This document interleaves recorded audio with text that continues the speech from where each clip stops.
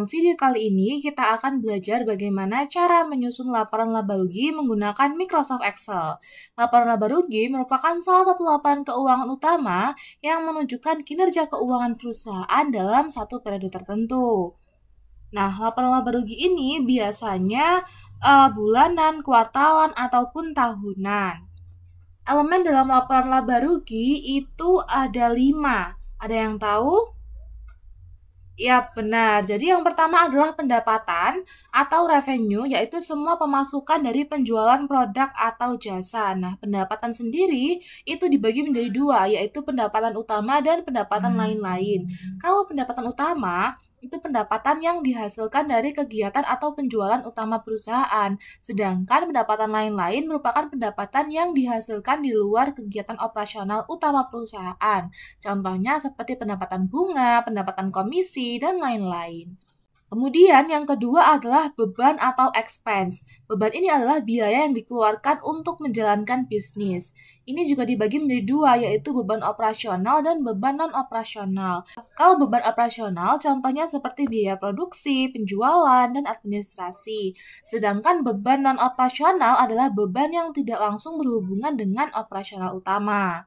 Kemudian yang ketiga yaitu laba kotor atau gross profit yang merupakan selisih antara pendapatan dan biaya langsung. Yang keempat adalah laba usaha atau operating profit, laba setelah dikurangi seluruh beban operasional, dan yang kelima adalah laba bersih atau net profit, laba setelah memperhitungkan pajak dan biaya lainnya. Adapun fungsi dari laporan laba rugi, yang pertama yaitu mengukur kinerja keuangan perusahaan, kemudian yang kedua adalah membantu pengambilan keputusan strategis, yang ketiga menilai keberlanjutan bisnis dalam jangka panjang, dan yang terakhir adalah menjadi dasar perhitungan pajak perusahaan. Oke, langsung saja kita untuk membuat tabel laporan laba rugi di Excel. Yang pertama adalah buka Excel-nya, kemudian siapkan sheet baru, dan rename menjadi laba rugi. Kemudian jangan lupa untuk membuat kopnya di sini yang berisi nama perusahaan, kemudian nama kertas kerja dan periodenya. Kita bisa tuliskan di sini UD Junior. Kemudian nama kertas kerjanya adalah laporan laba rugi. Dan periodenya adalah periode 1 Juni sampai dengan 30 Juni 2019. Sama seperti ini ya. Kemudian bisa kita merge across agar terlihat lebih rapi. Nah, kemudian dalam laporan laba rugi ini kita nantinya akan menyiapkan 2 tabel. Yang pertama adalah tabel utama yang berisi kode akun. Kode akun ini untuk menampilkan kode dari akun pendapatan dan beban, kemudian nama akun, dan saldo. Kemudian setelah kita membuat tabel utama ini, selanjutnya kita akan membuat yang namanya tabel bantu di sini. Tabel bantu itu berisi KB debit, KB kredit, dan saldo normal.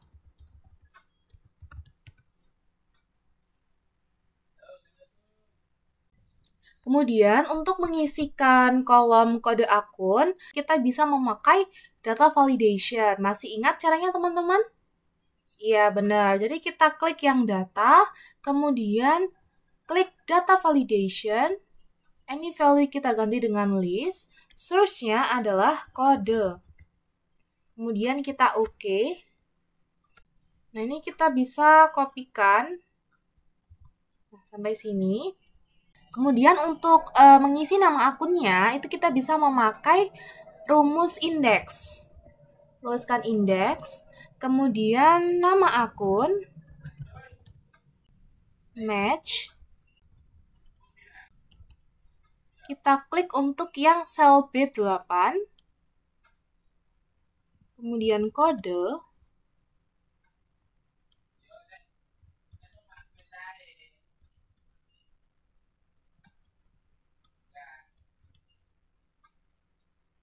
Nah, jadi rumus ini itu mencari nama akun yang sesuai dengan kode yang ada di sel B8 ini dalam rentang data kode. Nah, kode ini adalah define name dari kode akun pada sheet daftar akun.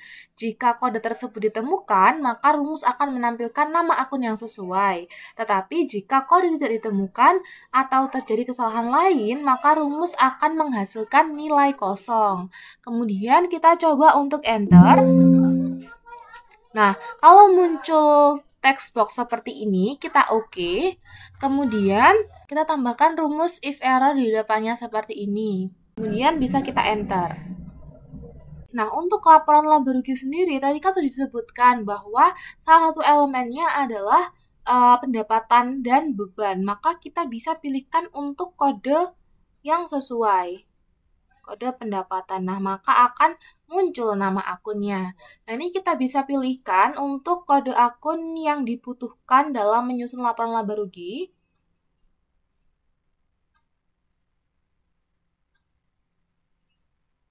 Ini jangan lupa kita untuk drag ke bawah atau kopikan ke bawah.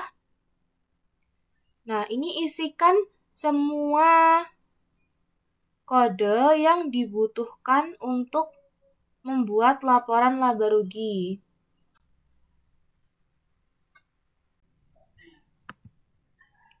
Ini kita bisa insert kalau mau menambahkan kolom.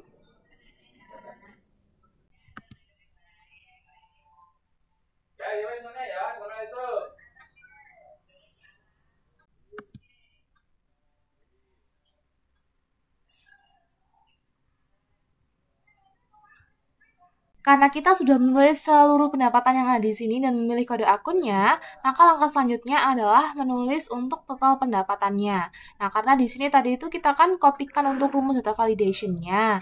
Jadi, kita harus hilangkan dulu rumus data validation ini. Dengan cara, ini kita blok untuk sel yang kita inginkan hapus untuk rumus data validation-nya.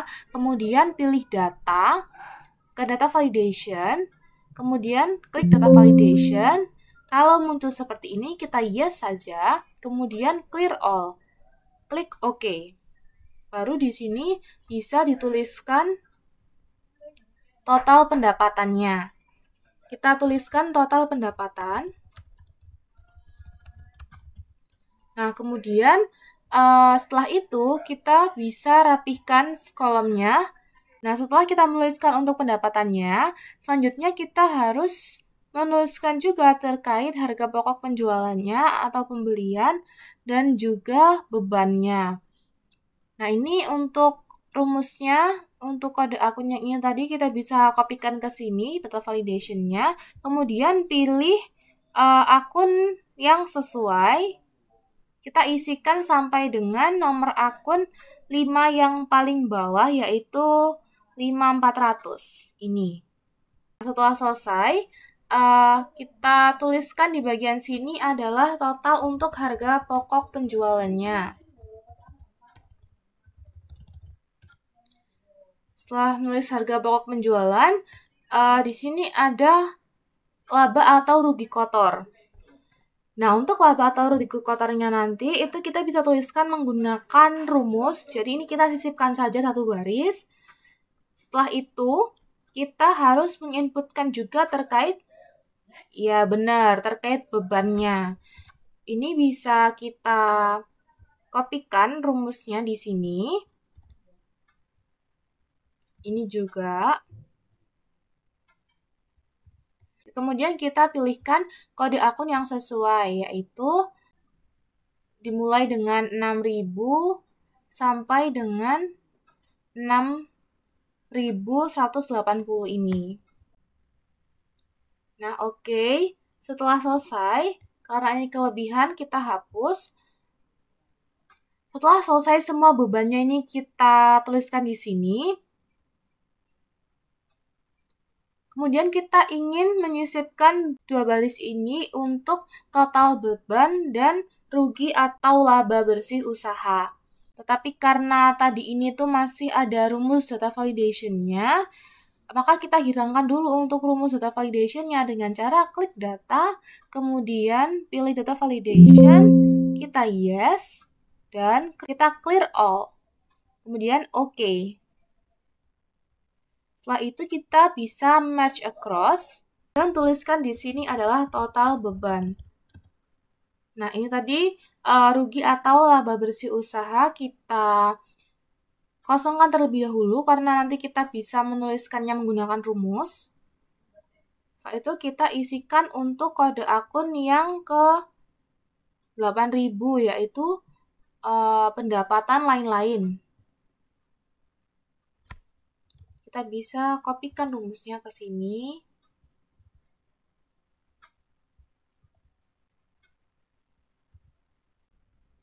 Oke, karena ini kelebihan kita hapus.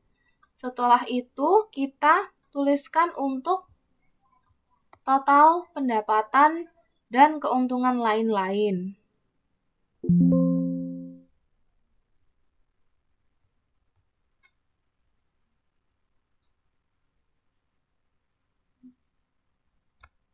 Oke, kita tulis total pendapatan dan keuntungan lain-lain. Kemudian di sebelah sini adalah beban lain-lain dengan kode akun berawalan 9.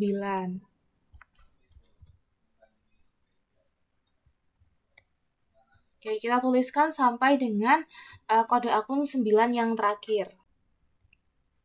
Oke, setelah ini selesai, kemudian kita tuliskan untuk total beban dan kerugian lain-lain.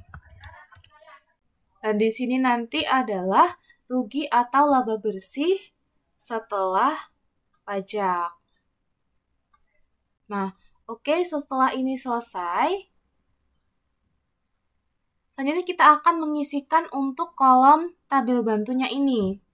Kita mulai dari yang KB debitnya. Untuk KB debit ini kita bisa isikan rumusnya yaitu if error, kemudian indeks, kita ketikkan NL LR debit, kemudian match, kita klik untuk yang sel B9, kemudian NL kode, 0, string 2 kali, tutup kurung. Secara umum, rumus ini tuh ingin mematchingkan antara NLLR debit, di mana NLLR debit ini adalah define name dari kolom laba rugi sisi debit pada sheet neraca lajur dengan kode B9 dan NL kode yaitu define name dari kode akun pada sheet neraca lajur. Jika kode tersebut ditemukan, maka rumus akan menampilkan nilai debit yang sesuai dari rentang NLLR debit. Tetapi jika tidak ditemukan, maka akan menghasilkan nilai kosong. Oke, setelah itu kita enter. Kemudian untuk mengisikan kolom KB kreditnya ini masih sama rumusnya, dan kita kopikan saja. Kemudian nanti kita sesuaikan. Kalau di sini NLRR debit, maka untuk KB kreditnya kita pakai NLRR kredit. Ininya masih sama, kemudian kita enter. Nah, untuk saldo normalnya ini, tentu kita bisa mengisikan rumus yaitu if error, kemudian indeks,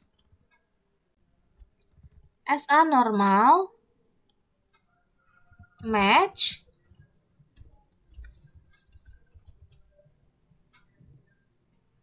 sel B9,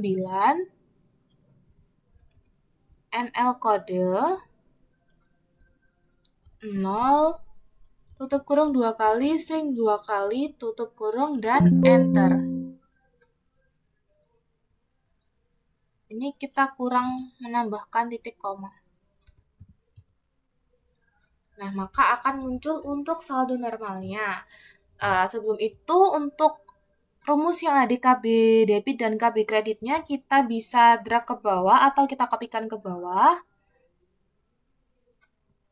Seperti ini.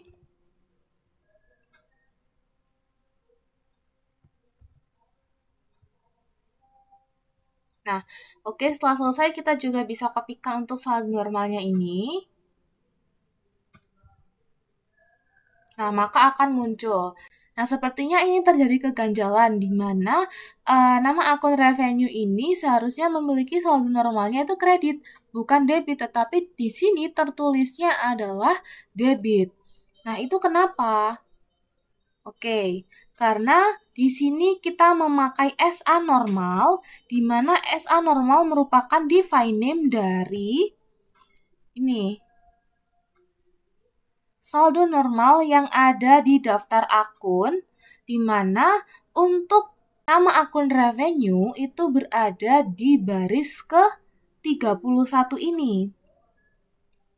Nah, karena kita memakai rumus index match, di mana kita ingin mematchingkan satu dengan yang lainnya, itu maka untuk barisnya itu harus selaras dan juga sesuai. Kalau di daftar akun ini kan revenue berada di baris ke-31. Nah, sedangkan di sini tadi kan kita ingin mengematchkan antara SA normal dan NL kode. Nah, NL kode ini merupakan define name dari sheet neraca lajur bagian ini, NL kode ini. Nah, untuk revenue-nya, dia di sini berada di baris ke-33, sedangkan tadi berada di baris ke-31. Maka untuk mematchingkannya itu tidak bisa, harus sesuai, harus sama untuk barisnya. Maka dari itu, untuk mengatasi masalah tersebut, ada dua cara. Yang pertama adalah kita harus menyesuaikan antara baris yang ada di neraca lajur ini dan juga baris yang ada di daftar akun tadi. Nah, cara yang pertama itu kita bisa untuk menghapus baris yang tidak diperlukan ini, baris ke-5 dan baris ke-8. Kita coba delete. Nah, maka di sini akan berganti. Revenue sudah naik di baris ke-31. Jangan daftar akun tadi kan juga di 31. Coba kita cek di laba rugi.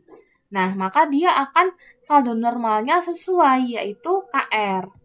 Atau di sebelah kredit. Kemudian cara yang kedua, kita tidak perlu untuk menghilangkan baris yang kosong ini karena mungkin untuk kerapian juga ya. Jadi cara yang kedua adalah kita mengganti untuk define name-nya ini. Kita jangan memakai SA normal, tetapi kita bisa memakai ini saldo normal yang ada di neraca lajur. Nah, ini kita bisa define name dengan NLSN. Nah, kalau di sheet yang sama seperti ini, maka untuk saldo normalnya ini kan akan mengikuti kodenya ini, jadi tidak akan terjadi kesalahan. Maka dari itu, kita bisa memakai untuk define name NLSN saja. Nah, seperti ini, kemudian kita enter, dan kita kopikan rumusnya ke bawah. Seperti ini. Oke, setelah ini semua sesuai, kemudian langkah selanjutnya adalah kita memasukkan nominal saldo akunnya. Nah, nominal saldo akunnya ini kita bisa memakai rumus if error, if H9 saldo normal ini sama dengan KR, maka G9 dikurangi F9 dikurangi G9. Rumus ini tuh digunakan untuk menghitung selisih antara dua sel, yaitu F9 dan G9 dengan mempertimbangkan nilai yang ada di H9. Jika H9-nya ini berisi kredit, maka selisih yang dihitung adalah G9 dikurangi dengan F9. Nah, tetapi jika di sini itu bukan kredit tetapi debit, maka selisihnya itu adalah F9 dikurangi dengan G9. Kemudian coba kita enter, akan muncul untuk saldonya. Nah, untuk rumus ini kita bisa kopikan sampai dengan yang paling bawah. Setelah itu ini kita bisa rapihkan dengan menambahkan currency, di sebelah sini. Nah, oke. Setelah itu, kita bisa menjumlahkan untuk total pendapatan ini dengan memakai rumus sum. Nah, tetapi jangan lupa, di sini sales return itu memiliki saldo normal debit, di mana dia ini akan mengurangi sales. Maka dari itu, untuk rumus yang ini, itu kita bisa tambahkan minus. Nah, seperti ini. Kemudian kita sum juga untuk yang cost of goods sold ini. Nah, di sini adalah laba kotornya. Nah, untuk menghitung laba kotornya adalah total pendapatan dikurangi dengan harga pokok penjualan. Nah, untuk rumusnya, tuliskan yaitu if D22 lebih besar dari 0, maka laba kotor, rugi kotor.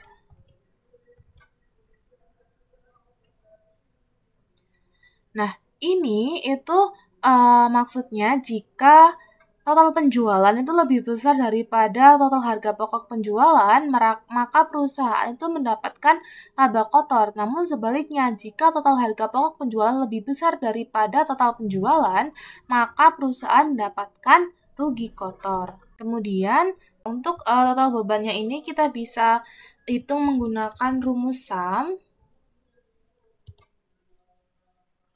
Setelah itu, ini kita bisa untuk menghitung rugi bersih usahanya. Nah, rugi bersih usahanya ini didapatkan dari laba kotor ini dikurangi dengan total beban.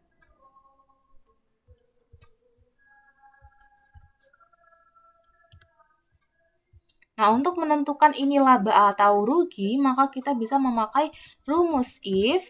Kemudian kita klik yang D34 ini,